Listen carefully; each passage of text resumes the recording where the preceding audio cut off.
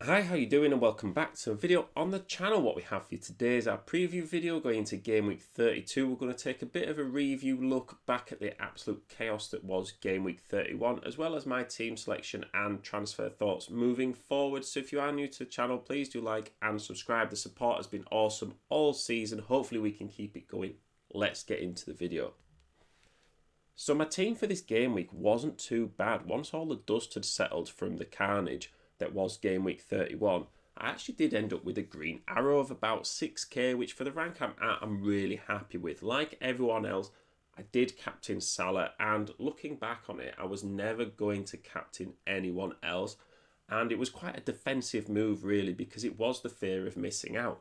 Everywhere you looked, everyone was captaining Salah, and I just think it was something that you had to do. Having said that, my mate didn't have Salah at all, got Nunes in, captained Haaland, but vice-captained Palmer, and he's currently now 318th in the whole of FPL in the world. So shout out to him, because that takes a bit of bravery to kind of go against the grain like that, but sometimes it does pay off, and Palmer did have those 2 late goals, and it resulted in 20 points. At least I had Palmer, and I kept hold of Foden. I did transfer out Son and Bowen, and at one point it was looking pretty good because Cliver actually got one more point than Bowen did after he scored the winner in the Bournemouth game. And then I was left with Salah, and I was thinking, like you probably were as well, oh, Salah at home to Sheffield United, like going to get about 40 points from him, and it's going to result in me being in the top 10k or something at the end of it, even though everyone had him, and your rank probably wouldn't have improved too much as it was having him in.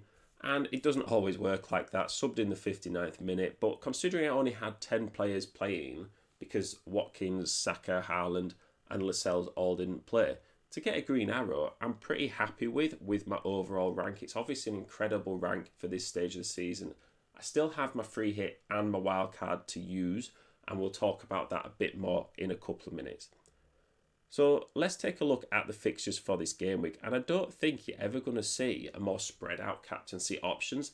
There is about 3, 4, maybe even 5 legitimate captaincy options, and it's how brave you're feeling, because if you want to go against the grain and attack your rank, you could go for someone like Saka away at Brighton. You could even go for Palmer away at Sheffield United. Now, he is obviously in a lot of form right now, and if he was valued at like 9 or 10 million, or if he was the same price as Salah and you had him in your team, you probably won't bat an eyelid at captaining him because of the form that he's in.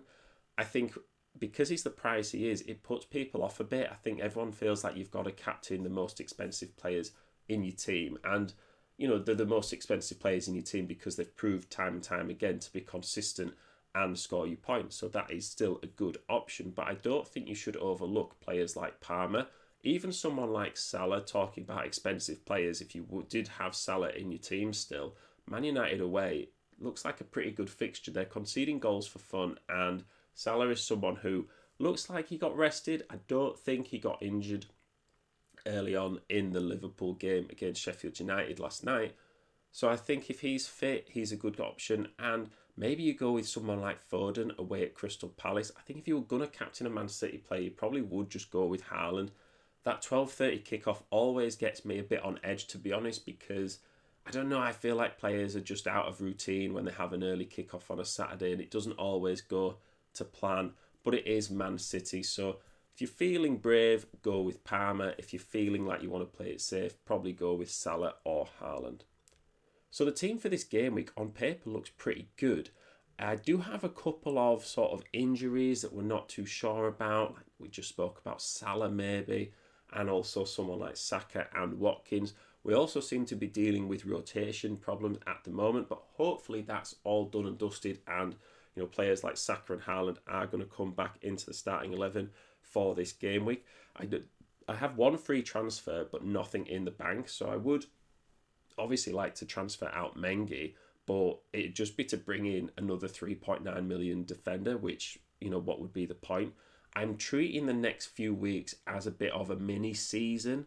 So because I'm free hitting in 34 and wildcarding in 35, I don't really need to look beyond that right now. So whether a player has some good fixtures in the next couple of game weeks, I can put them in and then just not have to worry about taking them out in the future. So if Watkins is injured still, I probably will take him out because I do just need that cover, and he's not someone who I'm looking at keeping long term, even though he has been phenomenal for me. I've had him in since day one of this season.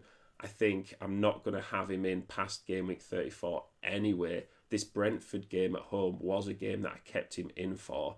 And if we're not sure, I might just leave the transfer because Clivert with Luton away does seem like a good fixture to sort of sub in for Watkins, but I guess it depends if we've got any other injury news on any other players.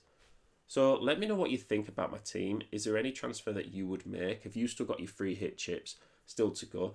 And let me know how you did in game week 31. Did you keep hold of Foden? And if you've got any questions, pop them in the comments and I will get back to you. It's always good and interesting to talk FPL. So thank you very much for listening. Good luck in this game week, and I will see you in the next one.